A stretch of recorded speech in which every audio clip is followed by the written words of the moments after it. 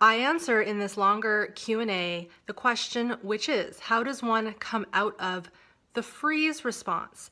This is not a quick and easy answer to dive into, or question I should say. The answer is complicated, and it takes a little bit of time to explain it because we are not simple creatures.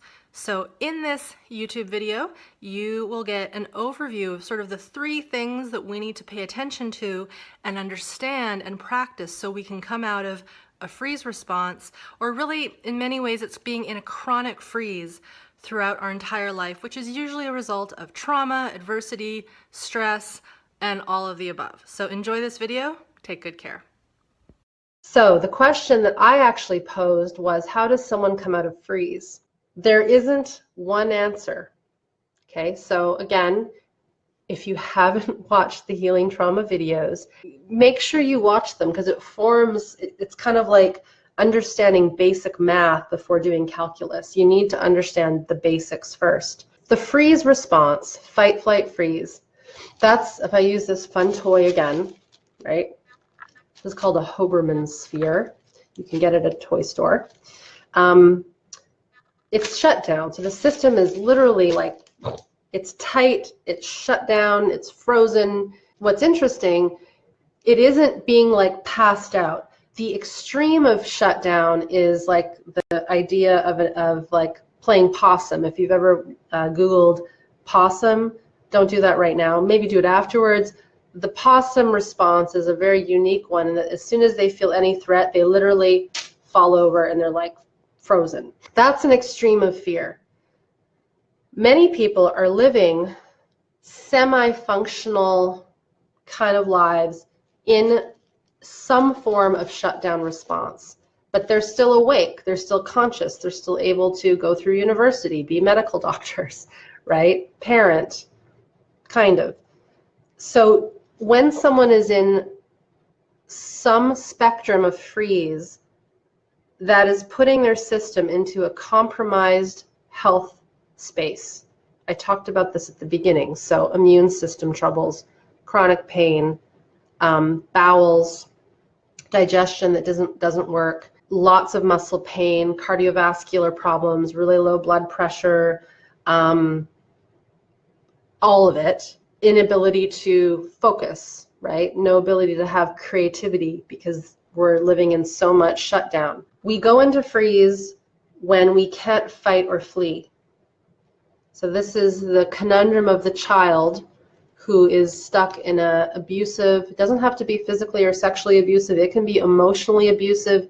Some of the worst trauma I witness is in affluent households where the child can't be perfect enough, parents demand so much, and they literally shut down. They seclude into just reading books, and they become the really good kid because they're so good. But what happens a lot, and I know this is a generalization, but they realize it's better for them to just be really quiet and really insular and just read because then they don't get into trouble, right? But in that, they're also shutting down the capacity to feel, the capacity to be vibrant, to be full of life force and energy and spunky and creative.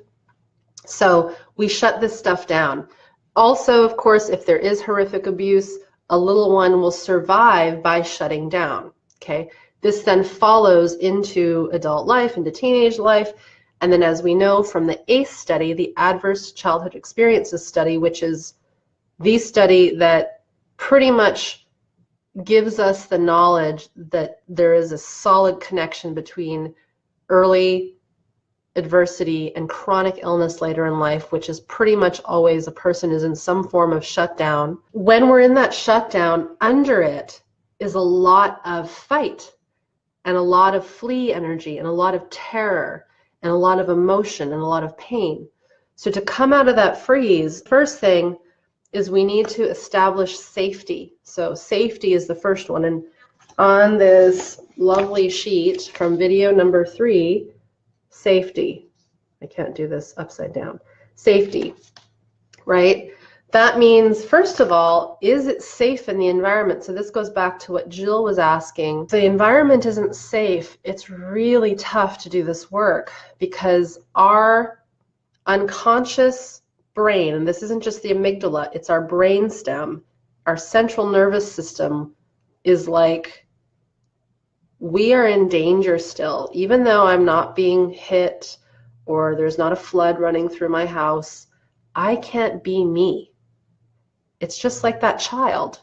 I can't sing when I want to. You know, I've been told to shut up. I've been told that's silly. Don't do that, right? So if we can't express, it's really tough to have safety. So there's safety physically. So clearly being in a war-torn zone or in a flood or earthquake, you know, disastrous ruins isn't going to be safe. But let's just say that things are safe in the environment, but in the environment inside the house, there's friction, there's tension. That needs to shift. If that's impossible, then the next thing is how can a person find safety inside? So again, these are not mutually exclusive. It might mean that one, we do a little bit, and then maybe that person finds safety once a week because they go see a friend for tea. And that gives them a feeling of safety, like, oh, this feels good. So let's just say environmental safety is important, so that's number one. Number two, how can we cultivate a felt sense of safety internally? So let's take an example of someone that has really chronic pain. The question to find or to ask is, how can we find somewhere in the body that is a little less painful? It isn't useful to say, I want you to find somewhere in your body that has no pain. For someone that has really chronic pain, that would be a very hard thing to do. So it might be, is there somewhere that has a little less pain? And they might go, well, this is going to sound really strange, but my thumb feels fine. I'm like, great. Well, let's feel this thumb, right? Or maybe it's like my ears feel pretty okay. I'm like, well, let's just touch those. And you might be surprised that when we find a little spot, a little opening, if I come back to this, that little tiny opening to experience a little bit of safety, a little less pain, it takes up a portion of the brain that is focused always on the worst, all of a sudden is like, oh, that's a little bit better. And then it's our job, whether it's one-on-one, but it's my job in this program to then say that, focus on that. And as small as it is, pretend it is a mountain. It's like Everest. And it's so cool that you can find that one spot, because if you can find one spot, that means you can probably find another spot. We want to cultivate this internal felt sense safety. It does not mean that everything is perfect, but it's the possibility that there can be somewhere that's a little less painful. So that's the second thing. So safety externally, finding more safety internally. The third would be knowing that underneath this shutdown, inside the system is a shitload, pardon my French, but a lot of terror and a lot more emotion and maybe a lot more pain. But that's the stuff that was stuffed inside when you couldn't feel it and express it and be with it when you were really young. Because a little person, this is, you know, where my heart breaks for little people whose parents are attuned to this. They don't understand their emotions. They're brand new human beings. Therefore, if we don't have an attuned caregiver, which is the case for many people, right, of us here, there's going to be painful emotions, painful memories, times when we wanted to cry and we had to hold it in our chest. Why do you think so many people have tightness in their chest, tightness in their throat, tightness in their gut? It's because we had to hold that in and not express it, right? The one thing that we think of is that emotions are in the head and in the brain. We interpret that in the brain, but the emotion and the sensation are in the body, from like the neck to the groin. This is where everything lives emotionally, sensorially. Of course, I can feel my arm, right, and my extremities, but usually when someone has a real deep sense of sadness or anger or grief, it's never in the elbow, right?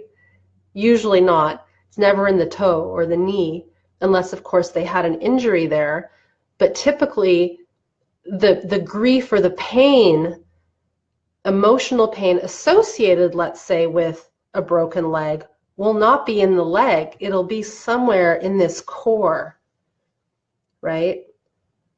So if you just touch this area gently, it doesn't have to be your heart. It could be the lung area, the liver, the guts, the groin.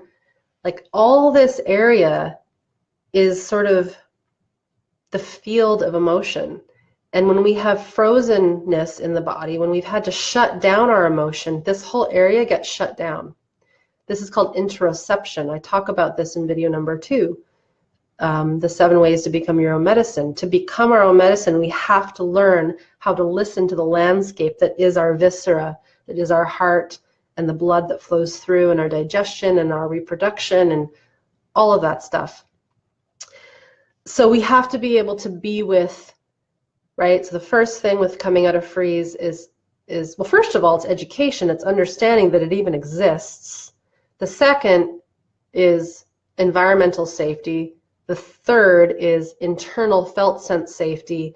And then the fourth would be knowing that there are going to be very tough qualities that we once held on to that are still there that we will want to be able to be with. I always say we have to be willing to not fear fear. That was an article that I wrote maybe a month or so ago. That article started out as, I never finished it. The full article was what we have to do in order to heal. And the first point was we have to be willing to not fear fear. That sounds kind of like, oh, well, that's easy. It's not easy. It takes time. But we have to realize that fear is not the problem. We need fear. If all of a sudden something came rummaging into my house like a burglar, I would want to be afraid, right? If I froze, that would not be useful for me. I would want to run upstairs, find a way to hide. That fear response is going to protect me, right? But what happens is when we've had too many of these threatening responses in our lifetime, we become overloaded, and then that's where we shut down and we stop knowing how to deal with these reactions. And then that's where we hold on to emotion. It gets stuck in the body, and the body literally can't hold on to it anymore. And then that's where the nervous system becomes dysregulated, which is what I first started talking about well over an hour ago when that question was asked, what are the signs of a dysregulated nervous system, right? That's what it is. So fight, flight, and freeze are not bad. They're not the enemy, right? We need those. This is one thing that's really important to understand. When you finish this work, that doesn't even make sense because there is no finish. In other words, even when a person is regulated, they will still have to navigate stresses and fear responses, right? If someone gets into an accident, we want their system to mobilize and attack and flood the system with appropriate healing mechanisms, but then we want to come down out of it. And that's the part that we've really missed, which is what I talk about in video number 2, this capacity to come out of our fight, flight, freeze and restore regulation back to the system.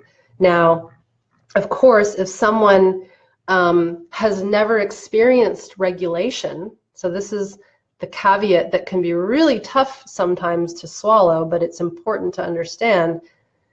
If there was no regulation from the beginning, right? So if a person really was born into a very toxic household and mom was frightened for her life when she was pregnant because she never resolved her own traumas, therefore she got into an abusive relationship, and grandparents aren't helpful and all this stuff. If a little person never got solid regulation, this is what developmental trauma is, early trauma. They don't have a map for what it means to be safe. Everything is dangerous. The world is a dangerous place, and we're all going to die. That's what my mentor, Kathy Kane, that's like the buzzwords that she uses. When a person has that rubric that the world is a dangerous place, we're all going to die, I need to protect, I need to stay vigilant. This is the case for most people that have some kind of mental illness or chronic illness. We need to, first of all, realize, okay, you have no map, right? It's like telling someone, I want you to drive from Paris to Rome. Here's a car, here's the gas, here's money. You've got everything you need. This is, but then they look at the car and they go, but no one ever taught me how to drive. I can't get from Paris to Rome. It's the same kind of thing. So in this work, some folks did learn how to drive really well, right? They had good regulation, but then they had a shock trauma along the way that threw them off, right? This work is still important for that person because in our culture, we've been taught to just kind of shut off our emotions. But the folks that didn't get that driving lesson when they were little, that didn't understand, they didn't learn how to shift gears and to look both ways and to feel the engine of the car and, you know, all these things that make a good driver. If they didn't get that, we need to literally teach, okay, well, this is a car, right? It takes fuel, right? You need to make sure that, you know, you look both ways before you see the red light. These are the things when a little person hasn't gotten the good self-regulation apprenticeship from a regulated caregiver, we need to reteach that stuff. So this question of, you know, what does it take to come out of freeze? This is what it comes down to. It seems really like, oh my God, that's a lot of work. It is a lot of work. It takes a lot to rebuild a system that never got built properly in the first place. And most of those listening who have chronic, really chronic illness, if you're someone who works with people who have chronic illness, this is the level that we have to come back to. Safety, external safety, internal, and then being able to be with really intense fright and fear, emotions, feelings, sensations without disconnecting. There is a question here, how is dissociation expressed? Dissociation is what occurs when we can't handle something that's intense. So part of this work is being able to feel intensity and not shut off, not blank out, right? It's being able to sense the intense fright and go, oh, I am so scared right now and I'm just going to stay with it because I can tell and I see around me that no one's trying to harm me. I'm actually okay. But everything